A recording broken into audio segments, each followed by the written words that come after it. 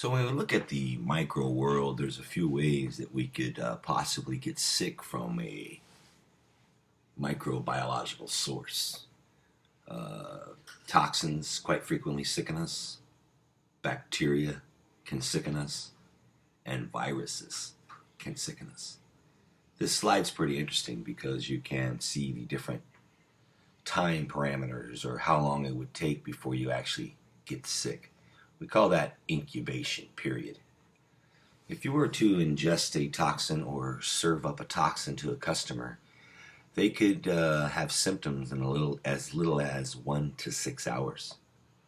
If you were to serve up or eat bacteria yourself, you could have symptoms as little as 12 and up to 72 hours.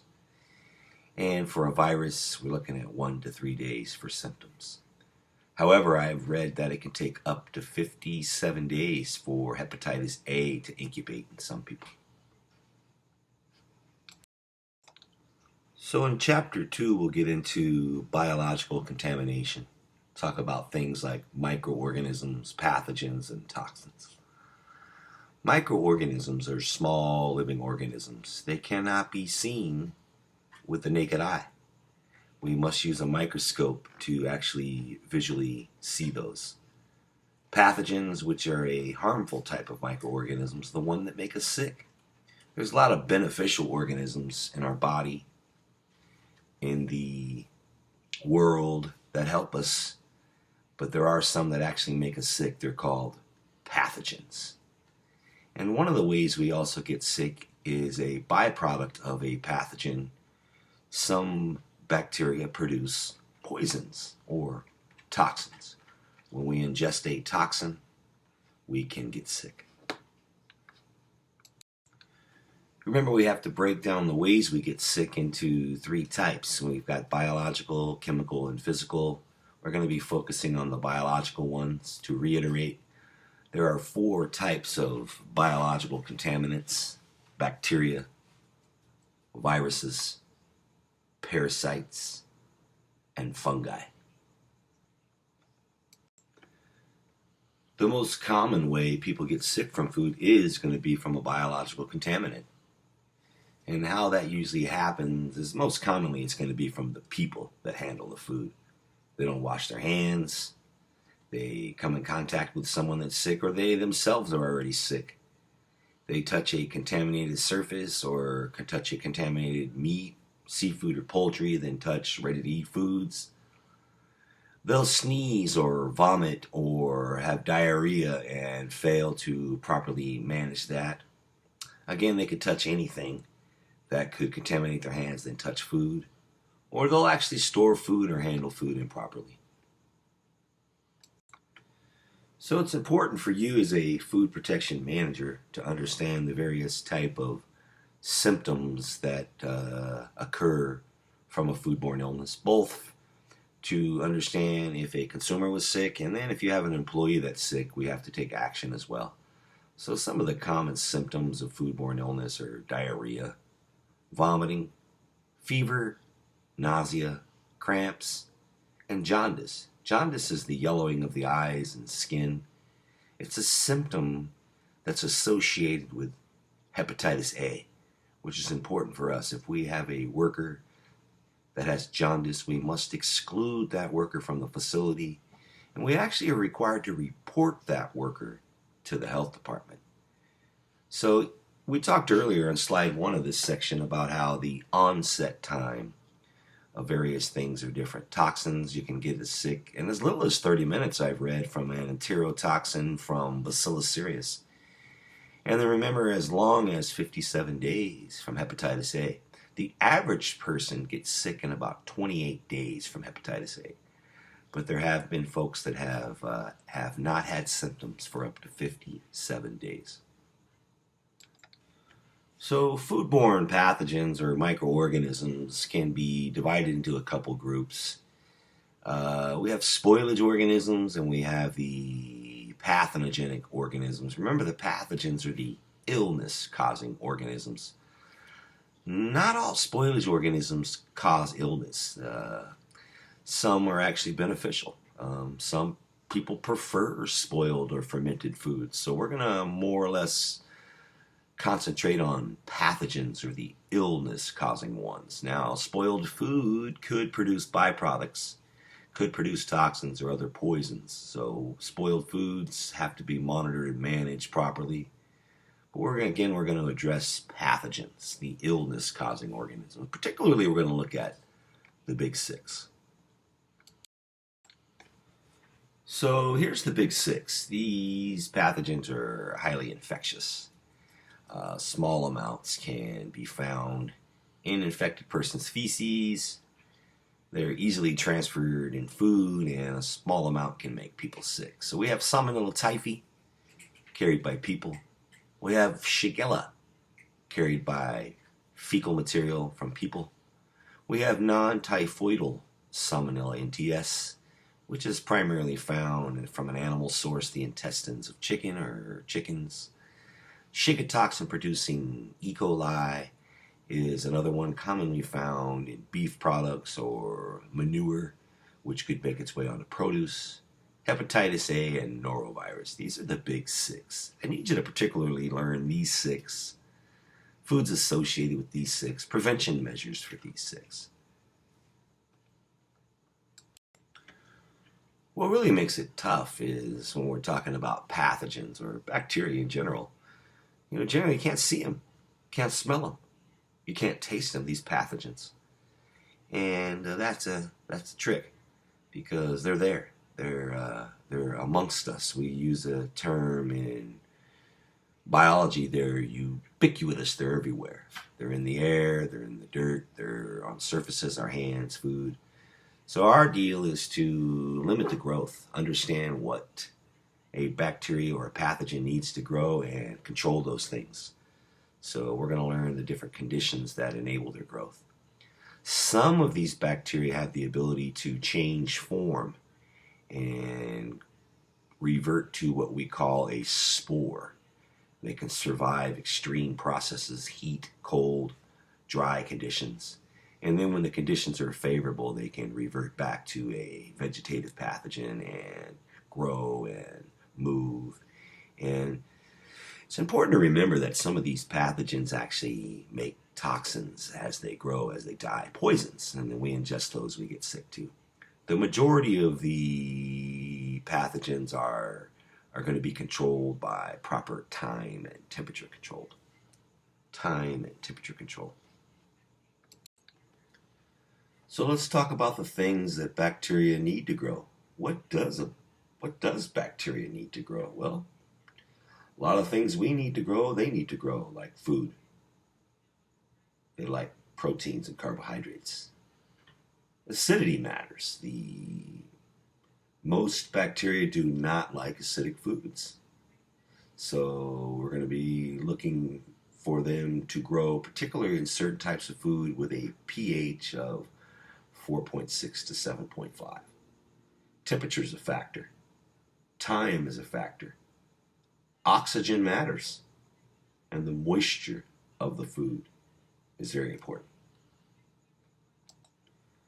So we're looking at Fat Tom. Fat Tom are the characteristics or things that bacteria need to grow. The first one, the F, is food. Proteins, carbohydrates, meat, poultry, dairy products for sure. Bacteria can grow and will grow with the nutrients provided. Acidity. Bacteria grows best in food that contains little or no acid. So in the food business, we have a thing called the pH scale, which can help us determine the acidity or alkalinity of a food. Bacteria grows best in the pH of 4.6 to 7.5. 4.6 would be considered a low acid food. As we drop the number lower down to 3, 2, and 1, we go into high acid numbers. As we go higher up the scale, we go into alkaline or alkalinity. So bacteria is affected by the pH of the food. Bacteria grows best in a pH of 4.6 to 7.5.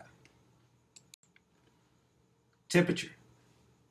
Bacteria will grow rapidly between 41 and 135, 42, 43, 44, 45, 46, 47.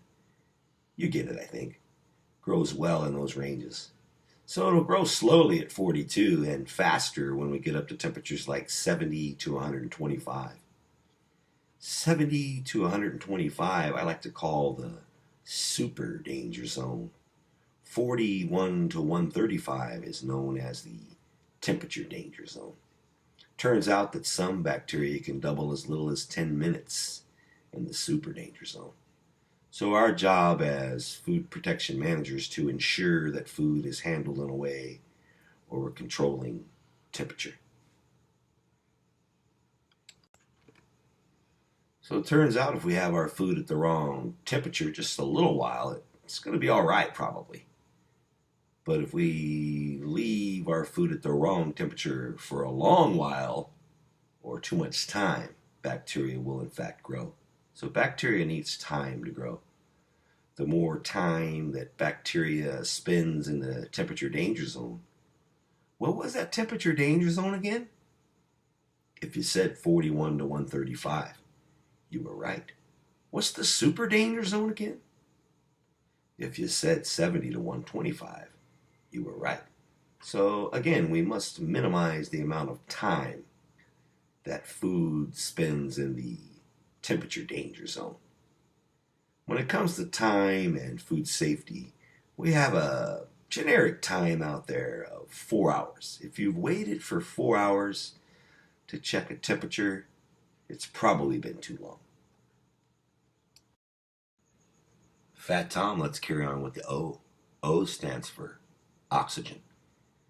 Oxygen matters. Some bacteria need oxygen to grow, and some grow when there is no oxygen present. So there are some that can grow with or without air. Those are called facultative anaerobes. So it's very important to understand the products or types of food you're working with, how you intend to package those foods, or even the foods that you receive from your suppliers. How are they packaged? How must I handle them? Oxygen matters. Moisture. M. Fat Tom. Bacteria grows well in foods with high levels of moisture. We can measure the moisture that is available for bacteria growth by measuring the water activity. And that's not something you're going to do in the restaurant or in food production for the most part until you get up to a manufacturer level. But it's important that you understand the amount of water activity are in foods to then understand which foods are susceptible to bacteria growth. So bacteria grows well in foods with a water activity of 0.85 or 85% to 1.0 or 100%. To give you an indicator, water has a water activity of 1.0 or 100%. Now we went through Fat Tom. Fat Tom is food, acidity, time, temperature, oxygen, moisture. Chances are you're not going to acidify all your foods or control your food bacteria growth by controlling the pH. I mean, you might do that with a few products. Chances are you're not going to remove the oxygen or have oxygen-rich type environments for your foods to control the bacteria growth. Chances are you're not going to remove moisture or add moisture or control the moisture in foods. You might do that with some products. The majority of the controls for bacteria growth in most facilities are going to be by controlling temperature and time. Our job is to remember the temperature danger zone, 41 to 135, and understand that 4-hour parameter. So when you think of things like utensils and gloves and certain tasks, we want to minimize those things to 4 hours. Changing utensils after 4 hours, changing gloves after 4 hours, if you're on the same task. So 4 hours is a key parameter. Okay, now that we've looked at Fat Tom and the characteristics that enable bacteria to grow, let's review the big six. Not all of the big six are bacteria. Four of the big six are. So I want to make sure you take a look at Salmonella typhi, Shigella, Salmonella non-typhoidal strains, and Shiga producing E. coli, or pathogenic strains of E. coli. Those particular organisms, Fat Tom comes into play. Let's review the big six. Shiga producing E. coli causes an illness called hemorrhagic colitis or bloody diarrhea. There are a lot of strains of this. Very serious organism. Has caused death. Attacks the kidney. Pretty scary. Commonly found in ground beef, contaminated produce. Some of the symptoms are diarrhea, abdominal cramps, and again, kidney failure. So what can I do about E. coli? Just don't eat ground beef produce anymore? No, that's not going to be the answer. What we'd like you to focus on is, as a consumer and of course, as a restaurateur, manager, and leader, to control time, control temperature, properly cook foods, purchase from approved, reputable suppliers, prevent cross-contamination, and always keep sick employees out of the organization. So there's approximately 2,500 types of salmonella. We're looking at non-typhoidal salmonella. Causes an illness called salmonellosis, commonly found in poultry and eggs, dairy products, produce.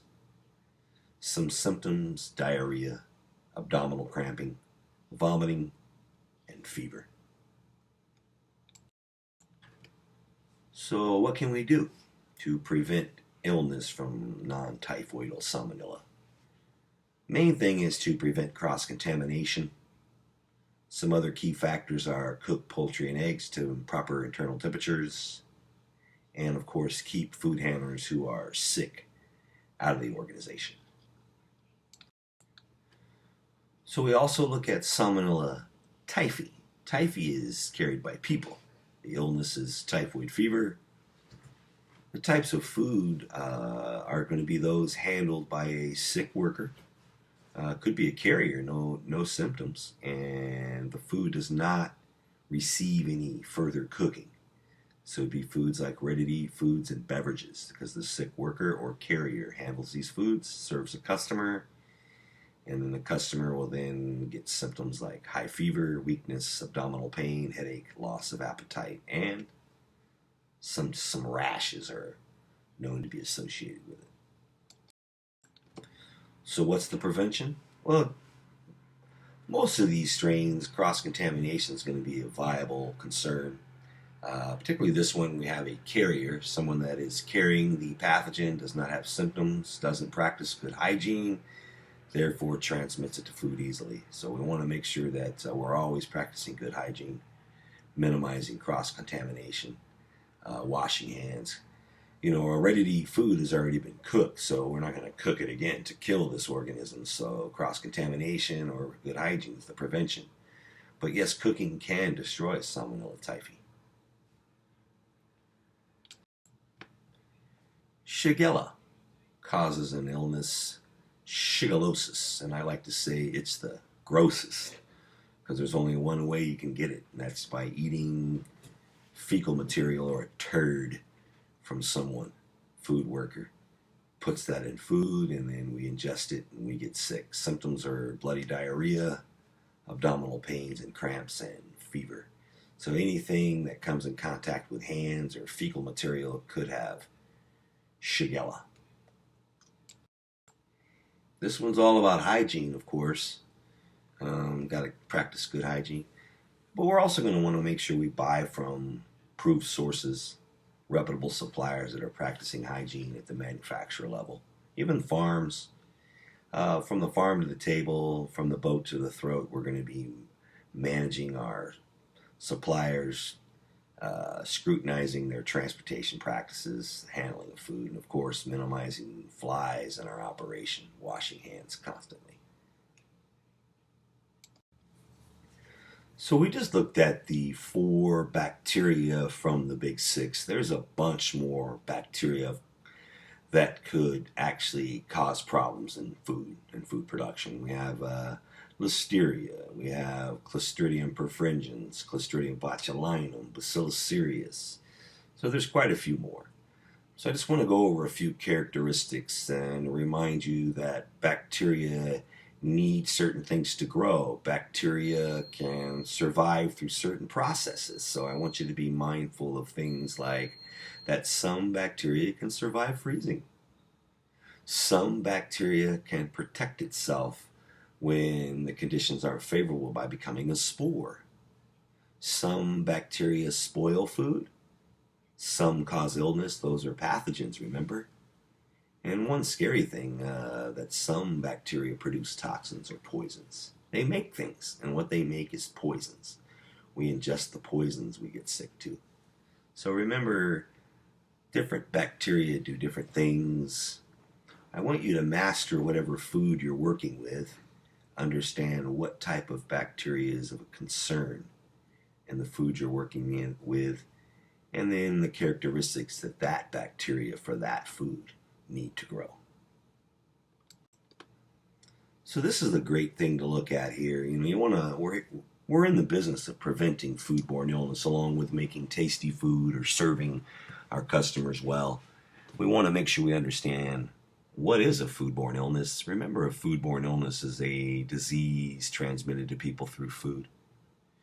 And there's a couple ways we get sick from food. We get either an infection, intoxication, or the third way would be a toxin-mediated infection, or the best of both worlds, I say. So, our bodies are pretty amazing. If we eat a low dose of bacteria, our body will fight it off. We have high acid in our gut. We have the ability to protect ourselves a lot of ways. But if there's a high dose of bacteria, if we do not keep the food cold or keep it hot and protect it from contamination, the doses of these bacteria will grow on the food, and then someone will eat it. It will grow in their body, in their intestines, and cause an infection. Remember, we learned that some bacteria produce toxins or make poisons. So if we allow this toxin formation either in the food or on the food, the toxins could grow to a level that could sicken someone. We eat that food that has toxins, then we get what's called an intoxication. There's another way where some bacteria actually produce toxins inside our body. We eat the food has a bacteria, the bacteria grows in our body. As it's growing in our body, it produces toxins. The toxins also sicken us. That's pretty scary. E. coli, some strains of E. coli do that. So it's important to remember that we're in the business to serve wonderful food to our clients, but also we must protect them from foodborne illness. So remember, we're talking about the Big Six here. We have 4 bacteria and we have 2 viruses we're looking at. Let's look at some general information on viruses. Well, they can be anywhere. They require a host to grow. So these actually cause infections. They could be on a doorknob, keyboard, telephone, and then we handle food. The virus just needs a ride. We ingest the food, it grows in our body. So it could be anywhere. It could be in food, it could be on water, it could be on a surface. So what we're actually doing is we're usually transferring fecal material or oral material like vomit, intestinal matter, to a surface or onto the food and to the person. So that's how it happens. And only a small amount of these viruses can make us sick.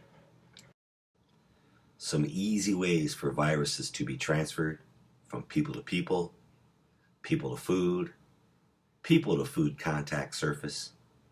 So I want you to remember that people carry viruses in their feces or in their intestinal matter, vomit. And microscopic amounts, small doses can make people sick. So later on, we're going to learn cooking temperatures and proper temperatures for foods, and that's it's something important you should know is that when you're cooking chicken to destroy the salmonella that's associated with that product, you're probably not going to kill a virus with that cooking temperature. So normal cooking processes may not destroy a virus. So we're going to want to make sure we're practicing good hygiene. We're sourcing this food from safe sources, excluding sick workers, properly managing people that are sick to prevent the transmission or transfer of these viruses. Remember, we were reviewing the big six. We looked at the 4 bacteria earlier. Let's take a look at the 2 viruses, hepatitis A and norovirus. Hepatitis A. The illness is hepatitis A, commonly linked to ready-to-eat foods and shellfish from contaminated waters. Some symptoms: fever, weakness, nausea, abdominal pain, and jaundice, yellowing of the eyes and skin. Remember how important it is if someone has jaundice, they may have hepatitis A. That person must be excluded from the facility, and you must report that person to the regulatory authority. So what are the prevention measures for hepatitis A? Well, we want to make sure everybody's practicing good hygiene, and you want to make sure you're buying your food from safe sources. Hepatitis A is quite frequently found in contaminated water. Contaminated water then is used in processing or handling of food. It's transferred to the food, then sold to unsuspecting restaurants that is then served to customers. So always scrutinize your suppliers, always exclude sick staff, always wash your hands, minimize bare hand contact when all possible.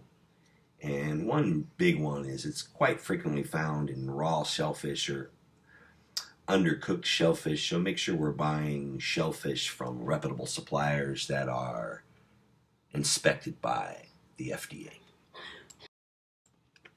Norovirus. Like hepatitis A, it's commonly linked to ready-to-eat foods and contaminated water. Recently, there was one worker that sickened 300 customers and cost the company $1 billion. Norovirus. Some of the common symptoms are vomiting, diarrhea, nausea, and abdominal cramps. I want to remind you that a microscopic amount or droplet of feces or vomit can contain billions of cells of norovirus. The average person only needs 18 cells to get sick. So what can we do? What's the prevention measures? Well, practicing good hygiene is going to be a major factor with norovirus. Sourcing your food again from safe suppliers is a major factor. And of course, keeping sick workers out, washing hands frequently, minimizing bare hand contact. And again, like hepatitis A, making sure we're buying our fish and shellfish products from approved, reputable suppliers. So this is a tough chapter. We're looking at the microbiological pathogens or illness-causing organisms in food. We're going to carry on now with parasites. We've looked at bacteria. We've looked at viruses. Now let's look at parasites. Parasites require a living host to reproduce and grow like viruses, commonly found in seafood, wild game or game animals, commonly found in contaminated water, and then that water is used to produce or process food, things like produce, and the parasites end up on those products. So what should we do? Not eat? No, that's not the answer. The answer is to implement prevention strategies. Some strategies could include buying food from reputable suppliers, properly cooking and maintaining temperatures of foods. And for fish that is going to be served raw or undercooked, a freezing process could destroy or kill parasites in the food. Freezing will not destroy or kill bacteria or viruses, but it is an applicable process for parasite reduction or killing. So as a food protection manager, restaurateur, owner, leader, it's important that you understand the pathogens of concern for the products that you sell and manufacture. So parasites are found in certain foods like seafood, game, animals, water, and produce. So let's look at a few of these particular parasites and where they might be found. Anisakis, Cryptosporidium, Giardia, and Cyclospora. Anisakis simplex, a parasite commonly linked to undercooked fish.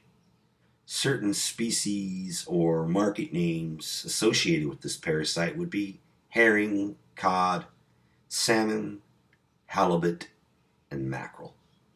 Some symptoms would be tingling in the throat and coughing up worms. Prevention measures. Purchase food from approved, reputable suppliers. This is one where we're going to apply the boat to throat mentality, understanding where the fish is harvested, how it's handled on the harvest vessel, after how is it unloaded, how is it transferred, how is it processed all the way to our restaurant and then to our consumer at the table. So we want to know the intended use of all fish, cooked, raw consumption, or undercooking. So make sure we understand how we're using fish and then assigning appropriate prevention measures like cooking or freezing. Cryptosporidium parvum causes the illness cryptosporidiosis, commonly found in contaminated waters. Waters are then subsequently used to process produce. Produce is ingested by the unsuspecting community, and the symptoms are watery diarrhea, abdominal cramps, nausea, and weight loss. So what are our prevention measures for Cryptosporidium parvum? Well, like many of the parasites, and for that matter all foods, bacteria of concern, viruses, we've got to buy our food from reputable suppliers. We want to even implement things on contracts with these suppliers like unannounced audits or third-party audits of their facilities to ensure that they're using safe water, that they're managing their food handlers. And of course, we want to make sure we're using safe water and managing our food handlers, like washing hands and keeping sick workers out of the facility. Again, like other parasites, Giardia is commonly linked to water then used in production or on produce, therefore then getting into the food chain, causing symptoms like fever, diarrhea, abdominal cramps, and nausea. Well, I don't know about you, but I'm getting a little bit nauseated by hearing all the ways we can get sick from food. But we still got to eat. So us as restaurateurs, managers, leaders, we must implement prevention strategies. We must buy our food from approved suppliers. We must use safe water. We must exclude sick workers. We must wash our hands. Well, I could go on and on and on about these particular pathogens, but I won't. We'll look at one more. Let's look at Cyclospora. Again, it's a parasite commonly associated with untreated water or improperly managed waters. Then again, used on produce. It's been linked to berries and lettuce and fresh basil. So some of the symptoms would be nausea, cramps, and fever, and diarrhea, which could then cause loss of weight and loss of appetite. Well, by now I'm sure you know the prevention measure, but let's take a look one more time. purchase your food from approved suppliers. Exclude sick workers from the facility, and lots of hand washing. So what were those 4 major categories of biological contamination? If you said bacteria, viruses, parasites, and fungi, then you were right. Let's take a look at fungi. Fungi is a concern because it causes spoilage of food, and then spoilage organisms can produce toxins or poisons. So we must understand things like molds and yeasts. So let's look at mold, some basic characteristics. Molds spoil food and can sometimes cause illness. Some molds produce toxins, remember poisons, and those poisons then cause food intoxications. The thing about molds is they're kind of opposite of bacteria. They grow well in acidic foods and foods with low water activity. But remember, bacteria grow well in neutral to slightly acidic foods and foods with a high water activity. So mold growth is only slowed by the refrigerator or freezer. It can still grow in those conditions. So primarily the prevention measure for mold is going to be to throw out foods that are moldy. But the FDA does give some strategies to remove mold from certain types of hard cheeses and hard fruits. Or generally you can take an inch off the exterior of those type of products. But when we're receiving something, and if it's moldy, let's practice the strategy of rejecting those type of products. Yeast, similar to mold, can grow in acidic foods, foods with low water activities. They also spoil foods. Yeast and molds are both used in controlled environments to produce various foods. But yeast can also spoil and produce alcohol smells in certain type of foods that we do not want yeast production in. So what's the strategy? Well, throw the food out. Or again, if receiving a food that is potentially contaminated by yeast, we would reject those type of items. Biological toxins. Some toxins are naturally associated with certain plants, mushrooms, and seafood. Toxins are a natural part of some fish. Other toxins are made by pathogens on the surface of fish. Some fish can become contaminated when they eat smaller fish that have eaten a toxic plant. Shellfish, such as oysters, can be contaminated when they filter marine algae that has toxins. Major fish toxins. Some fish toxins are a natural part of the fish. Others are made by pathogens on it. Some fish become contaminated when they eat smaller fish that have eaten a toxin or a toxic plant. These toxins can't be smelled or tasted, and what's really bad about them is they can't be destroyed by cooking or freezing. Fish toxins, you must understand where the common sources and foods commonly associated with these type of toxins. One of the main prevention measures is going to be purchasing foods from approved suppliers, and that's going to be important for the prevention of toxin formation. Histamine causes the illness scombroid poisoning, commonly associated with tuna, bonito, mackerel, and mahi-mahi. Some of the common symptoms are reddening of the face and neck, sweating, headaches, and a burning or tingling sensation in the mouth or the throat. Later, you might have some symptoms like diarrhea and vomiting. Prevention measures are purchase fish and other products from approved, reputable suppliers, and prevent time, temperature abuse during storage and preparation. Histamine is produced by leaving fish at improper temperatures for too long. Shigawa toxin. The illness is Shigawatera fish poisoning, and it's commonly linked to predatory tropical reef fish like barracuda and snapper and jacks and grouper. Some of the symptoms include reversal of hot and cold sensation. When you grab a cold drink, it's hot, or a hot drink, it's cold. Nausea, vomiting, tingling in fingers, lips, or toes, and joint and muscle pain. Common theme here, just like most other toxin-related foods, the most important prevention measure is going to be to purchase fish from reputable, approved suppliers that consider harvest area and harvest practices.